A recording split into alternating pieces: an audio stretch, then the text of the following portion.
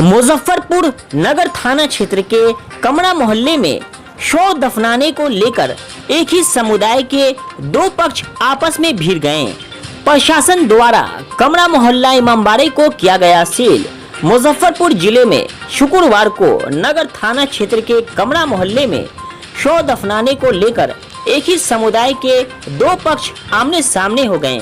इमामबाड़ा परिसर में कब्र खोदने को लेकर दोनों पक्षों में जमकर मारपीट हुई, जिसमें एक पक्ष के 3 लोग जख्मी हो गए, जिससे स्थिति तनावपूर्ण बन गई। सूचना मिलते ही कई थानों की पुलिस मौके पर पहुंची।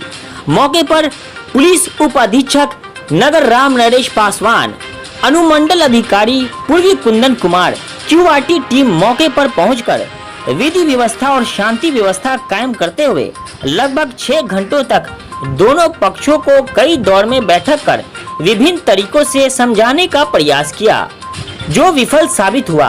दोनों पक्ष अपनी अपनी बातों पर अड़े रहे। एक पक्ष के मौलाना सबीब काजिम के पक्ष में इमामबाड़ा परिसर में मृतक मोहम्मद कल्लू के शव को दफनाने नहीं देने पर अड़े थे। उनका कहना था कि इमामबाड़ा परिसर को कब्रिस्तान नहीं बनने दिया जाएगा। लोगों के शव दफनाने हेतु दुर्गा स्थान के निकट कब्रिस्तान है, फिर इमामबाड़ा परिसर में शव दफनाने का कोई औचित्य ही नहीं है। वहीं दूसरे पक्ष के लोगों का कहना था कि नवाब सैयद तकी खां के वारिस होने के नाते वक्फ की जमीन इमामबाड़ा परिसर में ही शव दफनाया जाएगा। मृतक के पिता एवं भाइयों के शव को भी पूर्व में यहीं दफनाया गया है। दोनों पक्षों के भावनाओं का ख्याल करते हुए जिला प्रशासन की उपस्थिति में मतवल्ली और वरिष्ठ जनों की उपस्थिति में इमामबाड़ा परिसर में ही दूसरी ओर कब्र खोदने की बात कही गई, जिस पर कई लोगों की सहमति भी बन गई। फिर मृतक के परिजन संग अन्य लोगों ने इसे अस्वीकार कर दिया। मौलाना के विरोध में नारेबाजी भी करने लगे।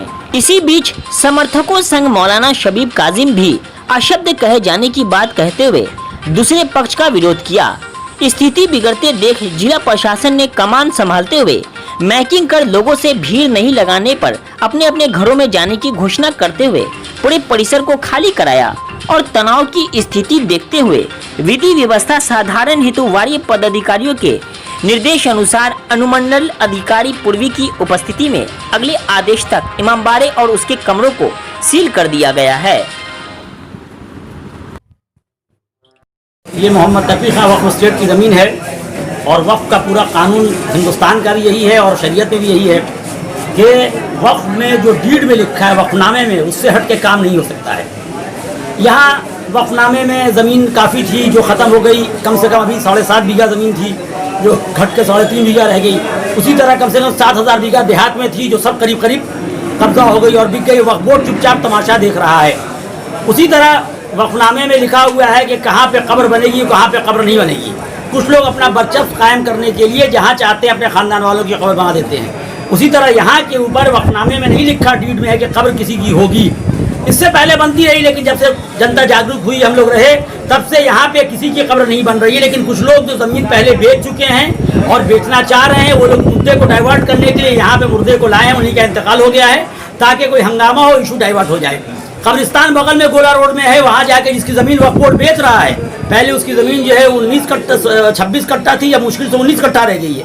उस ज़मीन को बचाने कोई नहीं आया। कब्रिस्तान की ज़मीन में दुकान खुली है, पैसा वक्फ बोर्ड खा रहा है, वहाँ कोई नहीं बचाने जाता। उस ज़मीन को जो बिक रही है वक्फ बोर्ड की, जो आरिफ रजा जिसका एडमिनिस्ट्रेटर है वक्फ बोर्ड का, उसको कोई बचाने नहीं जाता। ज़मीन बिक रही है और यहाँ दफन करने आ रहे हैं, जो कानून से और शरीयत से दोनों से गलत है। हम लोग यहाँ खड़े हुए हैं, एडमिनिस्ट्रेशन को बुलाया है। जब तक के कब्र बनना यहाँ पे नहीं रुकेगी, हम लोग यहाँ पे बैठे रहेंगे। इसलिए कि कानून के भी खिलाफ है या धर्म के भी खिलाफ है कि जहाँ कब्र नहीं बन सकती है वहाँ कब्र नहीं बनाई जा सकती। इसलिए कि इस्लाम का भी कानून है और इस्लाम शरीयत का भी कानून, इस्लाम का गस्बी जगह पे कोई काम नहीं हो सकता है, इंक्रोचमेंट जहाँ पे हो। ये इंक्रोचमेंट है जो कानून और शरीयत के लिहाज से जायज़ नहीं है। हम लोग इसे नहीं होने देंगे, चाहे इसके लिए जो भी मारपीट भी कोई मारपीट थोड़ा बहस हुई। कुछ लोगों ने बड़ी गालियाँ दी, हमको गाली दी है काफ़ी लोगों ने। लोग इंजोर्ड है उधर, कोई इंजोर्ड, कोई अपना सर पर मार के फोड़ ले या फोड़ ले तो नहीं बात है। ये लोग हमेशा कुछ ना कुछ करते हैं केस करने के लिए, वो सब अलग मामला। हमने कुछ नहीं देखा है, हमको नहीं मालूम, हमने देखा भी नहीं। उन लोगों का आरोप है कि डैगर और इसे फाइटर से हमने देखा ही नहीं है। ये आरोप है, ये आरोप तो ऐसा बहुत सा लगता रहा है, ऐसा कुछ नहीं है, सब झूठ है। ये लोग गलत जगह पे कब्र बनाने आए। हमको बहुत गालियां इन लोगों ने दी हैं, बुरा भला कहा है, जनता आक्रोशित। हमने कौन लोग है? एक दो नाम बताइए। ये जॉनी है, ये शहनशाह है, ये क्या नाम है, तकी है, उसके बाद गौहर है, मेराज, विक्की, ये सब जो लड़के हैं मिर्जा आजाद के लोग, विक्टर, विक्टर जो है जिसको विक्टर कहते हैं वो गाली दे रहा था, अनवर रजा के हंगामा कर रहा था, बहुत से लोग हंगामा मारपीट भी किया है। हमने होते हुए नहीं देखा, गाली गुफ्ता लोगों ने हमारे साथ किया है, ये हमने हो गया है। फिर हम लोग का आए थे यहाँ पे कवर खना रहा था, मौलाना काजिम सबीब जो है वो रोका, हमने बोला क्यों रोक रहे हो, उसके बाद उसने हम पे हमला किया, गाली गलौज करने, उसके बाद उसके लोगों ने मेरे पे हमला किया। काजिम सबीब भी था और पूरा चिंटू था, उसका लड़का था आसिफ हुसैन था, सबने मिलके मारा है। ईटा से भी मारा गया है और हाथ में क्या था उससे भी मारा है। किनका इंतकाल हुआ था? हमारे भाई लगते हैं। मेरा नहीं है। और कौन लोग हैं? ये घायल है, ये लड़का है उसके हाथ में लगा है, 3 आदमी 4 आदमी थे, वो पूरा झुंड पहले से बुला के रखे हुआ था, झुंड में हम लोग ने मारा है। कादिम शबीब के इशारों पे मारा है, उसने इशारा दिया तब उसके आदमियों ने हमला किया। कितने लोग हमला किए उधर से? मतलब कि आपके जितने लोग हैं वहाँ पे सारे आदमी थे, 100 लोग थे, सबने मिल के हमला किया। हम लोग मतलब हम पे जो भी किया है, सिंटू उसका लड़का किया है, मौलाना कादिम के इशारों पे किया है, पप्पू था, आसिफ था और 4-5 और थे जिनको हम नहीं देख पाए सही से। नाम बताइए अपना। इरफान हैदर।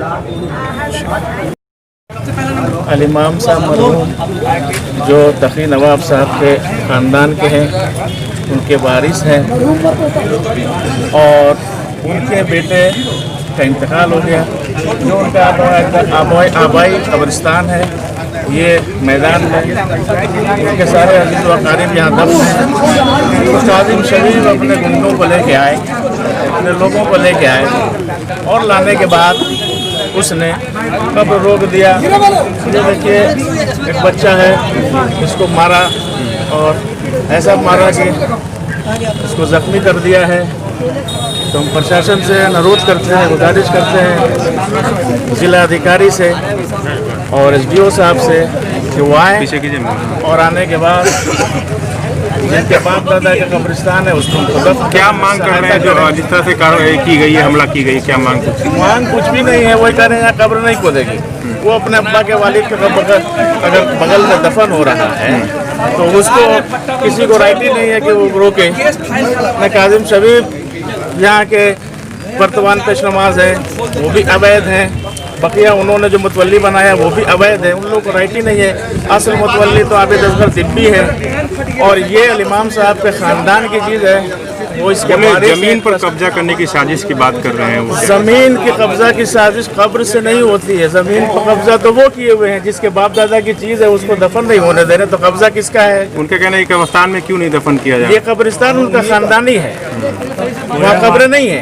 उनकी कब्र तो है, उनके दादा की है, उनके अब्बा की है, उनके और भाई की है। जिस तरह से हमला किया गया, मांग करें गिरफ्तारी हो? हाँ बिल्कुल मांग करेंगे कि इस पर जानलेवा हमला हुआ है। अगर ये जैसे मुहर्रम का चांद निकलता है, रमज़ान का चांद निकलता है, ये काजिम शबीब को बर्दाश्त नहीं होता है। और देखिए इसने माहौल मोहल्ले का ख़राब कर दिया, सब फैसला भी हो चुका है एक करके। हाँ, और यहाँ पर अभी फ़िलहाल अच्छा खासा माहौल था।